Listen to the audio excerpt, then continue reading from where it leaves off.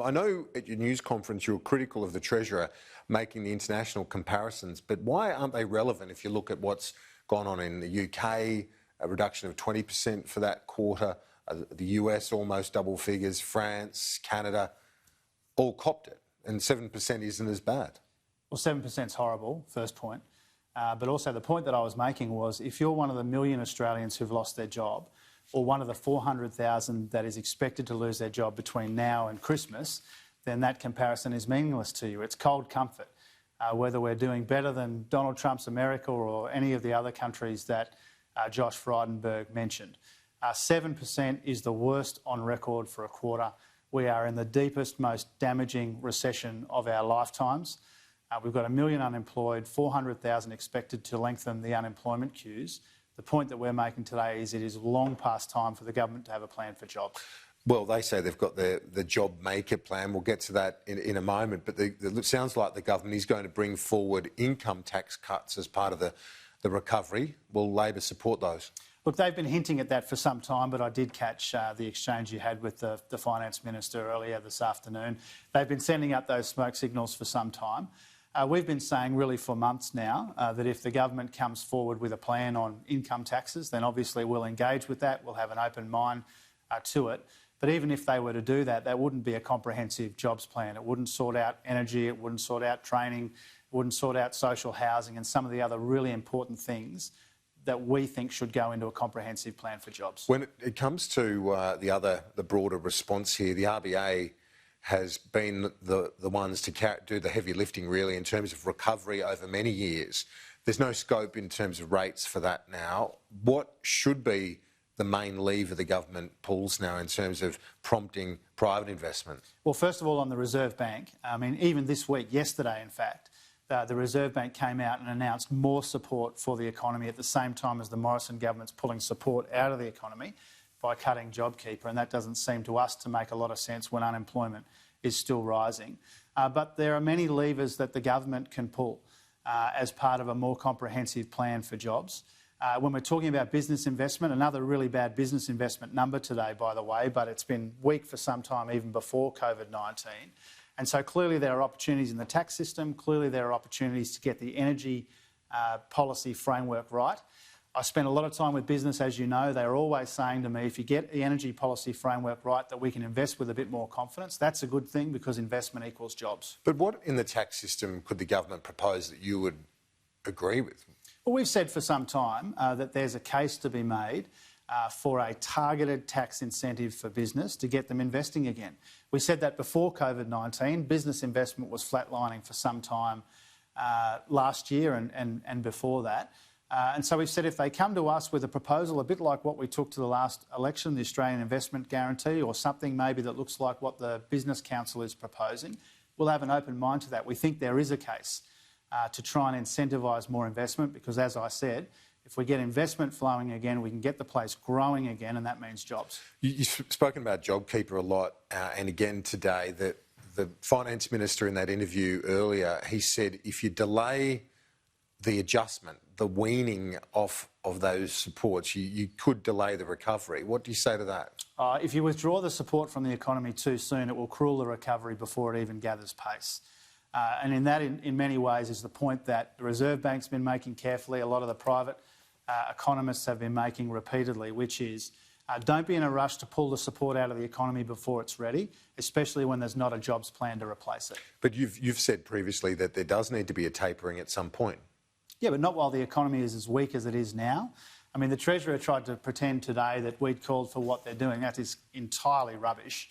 What we've said is tailor JobKeeper to the circumstances in the economy. Unemployment's still rising. We're in the teeth of the worst recession in almost a century. They shouldn't be in a rush to pull that support out, especially without telling us what they'll do to replace it. Other states capitalising on the wage subsidy, in terms of keeping the borders shut, is the federal support basically giving Mark McGowan, Premier Palaszczuk and others the scope to do that? The state restrictions are really important. I mean, the worst thing for the economies of this country would be if we had another outbreak. And so some of those restrictions, nobody likes them, nobody wants to see them in place for a day longer than is necessary. but they are designed to prevent an outbreak which would ruin the state economies of this country. That's the first point. Second point is, if you look at some of the investment numbers, some of the public investment numbers that we've seen in the last day or two, it shows that the states are doing a lot. They are contributing a lot to this effort. Not as much as the Commonwealth, for obvious reasons. The Commonwealth is a bigger player in this, but we shouldn't pretend that they're doing nothing. A lot of the states have got jobs plans. We want to see a jobs plan from the federal government. In the numbers today, the national accounts showed a big rise, I think the biggest rise in household saving since 1974. It's obviously showing that there's money there to be spent. It's crucial then for the states to reopen their borders as soon as possible, isn't it, to allow that pent-up demand to be released across the borders? I think the main reason why people aren't spending as much as we would like is because they're petrified, and that's understandable. You know, the deepest recession on record, people are worried that they'll fall through the cracks, they're worried that they'll slip through the safety net, they'll be left out and left behind by the government, and that worries them. People are petrified about that. And when people are worried, they don't spend.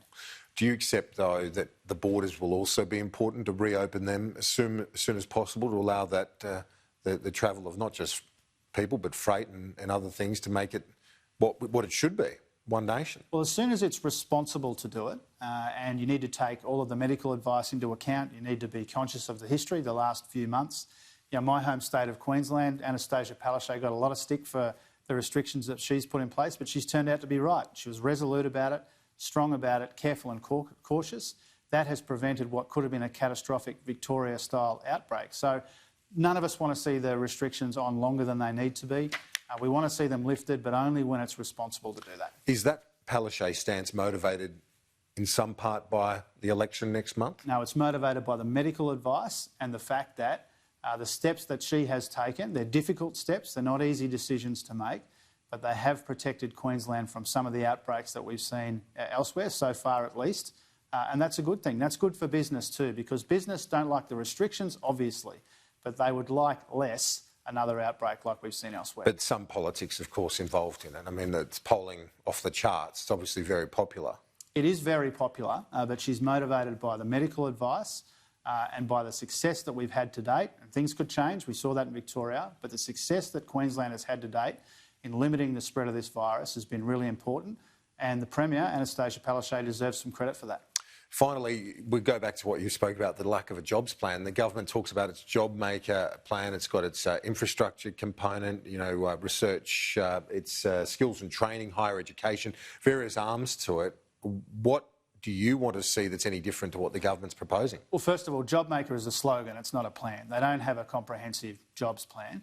And what we've said is you need to think about it in 3 phases. Respond adequately. That's why JobKeeper needs to be more substantial than what the government's proposing. In the recovery phase, we need to do things like social housing, infrastructure, investing in the care economy, those sorts of things. And in terms of the longer-term recovery, energy policy, turning our ideas into jobs, making sure that we commercialise our ideas, teaching people for and training people for technological change so that this change that has accelerated during the crisis is something that we can embrace rather than fear. These are the sorts of things that we need to see in a comprehensive jobs plan. Instead, we get a government which is prepared to tell people what they already know, how bad things are, without telling people what they're going to do about it. The government says that on jobs, I know you've been critical of them over a long time before COVID, but they would argue that they got the unemployment rate down to 5.1%, I think it was, at pre-COVID levels. So the trajectory was good before this once-in-a-century pandemic. Look, the economy was not... We didn't enter this crisis from a position of strength. It was a position of weakness. Underemployment, insecure work, stagnant wages, stagnant business investment. And that has meant that some of the challenges that we're seeing now aren't new to us. They've just been accelerated and exacerbated by the crisis. Jim Chalmers, thanks. Thank you.